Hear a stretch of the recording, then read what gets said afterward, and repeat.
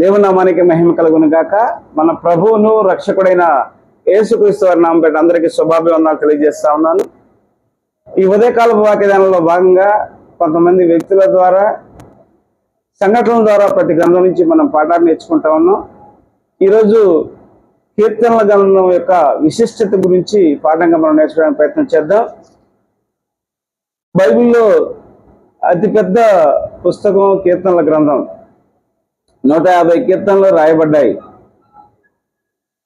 క్రీస్తు పూర్వం 1440 నుండి క్రీస్తు పూర్వం 444 మధ్యకాలంలో 1000 సంవత్సరాలు కాల వ్యవధితో ఈ గ్రంథం రాయబడింది. మోషే నుండి నెహెమ్యా మధ్యకాలంలో ఈ గ్రంథం రాయబడింది. ఈ గ్రంథంలో దావీదు అత్యధిక కీర్తనలు 73 కీర్తనలు రాశారు. తర్వాత వివిధ రచయితలు ఆషాబు, కోరాహ కుమారులు, సులోమాను, మోషే, ఏమాను, ఏతాను పలువురు రచయితలు కీర్తనలు రాశారు. కీర్తనకారులు తమ జీవితంలో అనుభవాల గురించి ఆ ఫీలింగ్స్ ని ఈ బుక్ లో ఎక్స్ప్రెస్ చేశారు. గమనిక, వీటి నుంచి సిద్ధాంతాలు బయటికి తీయకూడదు. ఇవి సత్యాలు కావు, ఫీలింగ్స్ అని గమనించాలి. అయితే కీర్తనల గ్రంథం మన జీవితంలో వివిధ రకాల పరిస్థితుల్లో అనుభవాల్లో ఉన్నప్పుడు సందర్భాన్ని బట్టి వివిధ రకాల కీర్తనలో మనం గనక ధ్యానిస్తే ధైర్యాన్ని, ప్రోత్సాహాన్ని, సహనాన్ని, ఓర్పుని మనం నేర్చుకోవచ్చు.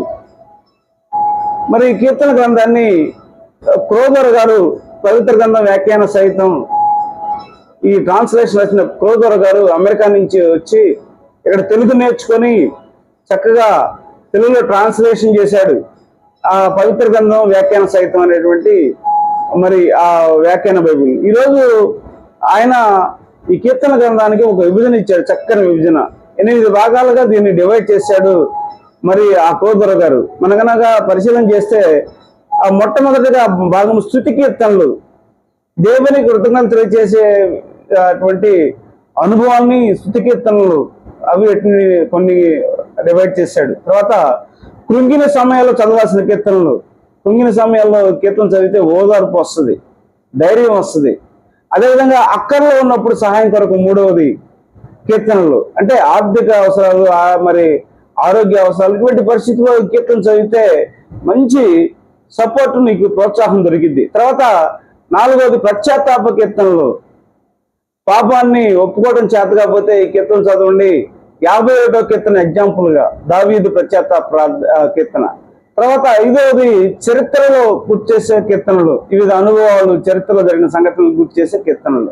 తర్వాత 6వది వాక్యాన్ని విశిష్టత తెలియజేసే కీర్తనలు, వాక్యం యొక్క మరి విశిష్టత తెలుసుకోవాలి అనే సందర్భాన్ని బట్టి వాక్య విశిష్టత తెలిపే కీర్తనలు. 7 మెస్సేజ్ కీర్తనలు, క్రీస్తు పుట్టక మునిపే 700 సంవత్సరాల మరి ముందే ప్రవచనాత్మకంగా రాయబడ్డటువంటి కీర్తనలు ఈ మెస్సేజ్ కీర్తనలు. తర్వాత ఆదర్శ ప్రార్థనా కీర్తనలు, ప్రార్థన ఎలా చేయాలో నేర్చుకోవడానికి చదవాల్సిన కీర్తనలు. ఈ విధంగా కీర్తన గ్రంథాన్ని వివిధ పరిస్థితుల్లో, వివిధ అనుభవాల్లో రాయబడినటువంటి కీర్తనల్ని ఆయా సందర్భాల్లో మనం పరిస్థితిని బట్టి ధ్యానిస్తే నిశ్చయంగా మనకి ఓదార్పు, ధైర్యము, ప్రోత్సాహం లభిస్తుంది. ప్రతి కీర్తన మరి మన జీవితాల్లో ఎంతో ఉపయోగపడుతుంది. బైబిల్ గ్రంథంలో ఆధ్యాత్మిక జీవితానికి ఆశీర్వాదకరంగా, అభివృద్ధికరంగా ఈ కీర్తనలు దోహదపడతాయి అనడంలో సందేహం లేదు. ప్రార్థన ఎలా చేయాలి, వాక్యం ఎలా చదవాలి, ఆరాధన ఎలా చేయాలి, వివిధ పరిస్థితుల్లో దేవుని తోడుని, దేవుని యొక్క ప్రోత్సాహాన్ని ఎలా పొందుకోవాలి, అన్ని విషయాలు కీర్తనలో మనం నేర్చుకోవచ్చు. ప్రతి క్రైస్తవుడు డైలీ కీర్తన చదివే అనుభవంలోకి రావాలి. ఆనాటి దినాల్లో కీర్తన రాశారు, మరి వాళ్ళు చనిపోయారు. వాటికి ఈనాటి దినాల్లో ట్యూన్ కట్టి చక్కగా అనేకమైనటువంటి రచయితలు మరి మంచి పాటలు రచించారు.